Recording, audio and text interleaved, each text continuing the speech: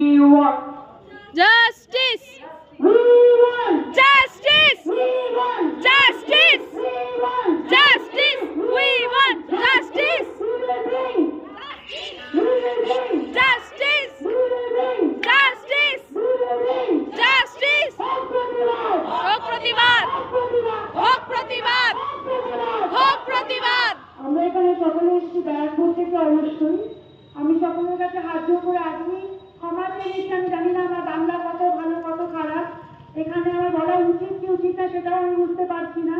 আমাকে চারিদিক দিয়ে আটকে দেওয়ার সব রকম চেষ্টা চলছে, ফিজিক্যাল, ইমোশনাল, মানে লিগাল, প্রত্যেকটা রাইট আমি 10 তারিখ থেকে আজকে 31 তারিখ পর্যন্ত কেটে কেটে কিভাবে যে কাজ করছে আমার সহকর্মীরা প্রত্যেকটা মানুষ জানে।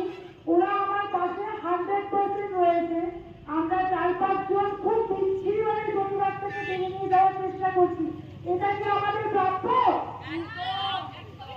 আমাদের জমিয়ে দিচ্ছে সবাই। আমি জানি না আমরা কি ভুল করছি এখানে এসে, আমরা রাস্তায় নেমে কি ভুল করেছি। আজকে থেকে যদি আমাদের কাউকে কেউ কিছু বলছে, পাশের লোকটা কি বলছে, এই তো সব বলে গেল। এটা কি উচিত আমাদের?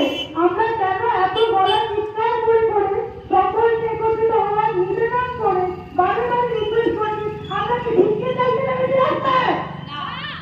তাহলে পরে আমাদেরকে ভিক্ষে চাইতে হচ্ছে কেন?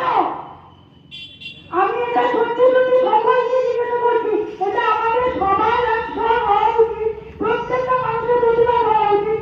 আমি যেমন একটি মেয়ে, আমার অপরাধে যদি কোনো ছেলে থাকে, আমি জেন্ডারকে ক্যাটেগরাইজ করছি না, তার বাড়িতে মেয়ে আছে এবং সে কিন্তু একটা নারীর মানে পেট থেকেই জন্মেছে, যতই পুরুষ হাতে থাকুক না কেন। এটা আমাদের ভুলে চলবে না।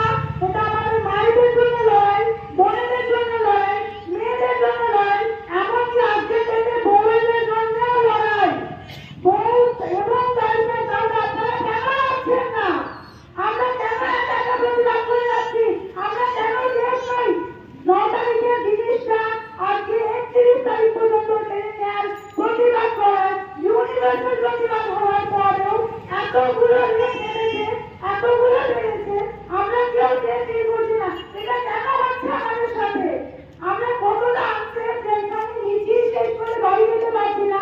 আমাদের বাড়িতে গিয়ে 10 জন ধমকি দেওয়া হচ্ছে, আমার বাড়িতে রীতিমতো অ্যাটাক হয়েছে, আমার উপরে মহিলাদেরকে দিয়ে অ্যাটাক করা হচ্ছে। আমার একটা প্রশ্ন, আমি আমার জন্য লেগেছিলাম, কোন মহিলাদের জন্য লেগেছি যে আমার উপরে এত কিছু হচ্ছে? আমি প্রত্যেকটা এভিডেন্স আপনাদেরকে দিতে পারি যেখানে আমার গায়ে মহিলাদেরকে ফেলে দেওয়া হচ্ছে। এটা কি আমার প্রাপ্য? না। তাহলে পরে কেন আমি কাউকে আপনাদেরকে আলাদা পাচ্ছি না? আমি যখন বলছি আমি আনছি, আমার নিজের বাবা নেই, আমার নিজের বোন নেই, আমার নিজের দাদা নেই, তার মানে আমি আনতে হতে পারবো না। এটাই কি আমার জিনিস? না, না। আমি বুঝতে পারছি না আমি যতটা আনতে হয়ে যাচ্ছি কেন, যে ছেলেরা পারলো না আমাকে দমাতে, এখন মেয়েদেরকে চুপ করে মেরে দেওয়া হচ্ছে। আমরা কি আমাদের একার জন্য চিন্তা চাইছি না? না, না। চাইছি আমি কি একার জন্য চাইছি না। তাহলে পরে আপনারা কেন আমাদের সাথে আসছেন না?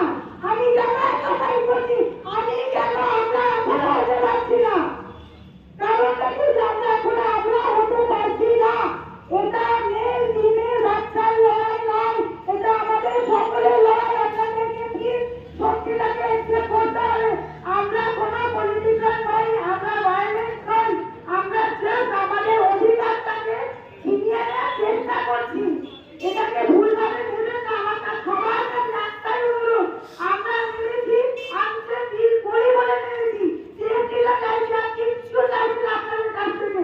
সকলকে অনুরোধ করছি আমাদের সাথে নামুন। এটা আমার আপনার লড়াই নয়, আমাদের লড়াই। যেরকম শিল্পী বললেন যেটা মানুষের সাথে অমানুষের লড়াই, এটা একদম ঠিক। আমি কোনো জেন্ডারকে ক্যাটেগরাইজ করছি না। সকলের কাছে আবারও হাত জোড় করে বলছি, আমরা রাস্তায় সকাল থেকে রাত পর্যন্ত রয়েছি, আমাদেরকে আটকানোর চেষ্টা করবেন না। পারলে আমাদেরকে সাপোর্ট করুন, আমি আপনার হয়ে লড়াই করবো, আপনারা শুধু সাপোর্ট করুন। আর হসপিটালে আমাদের সেবার জন্য 36 ঘন্টা না 36 ঘন্টা ডিউটি করেছে, তারপর একটুখানি রেস্ট নিতে গেছিলেন। উনি কিন্তু প্রাইভেট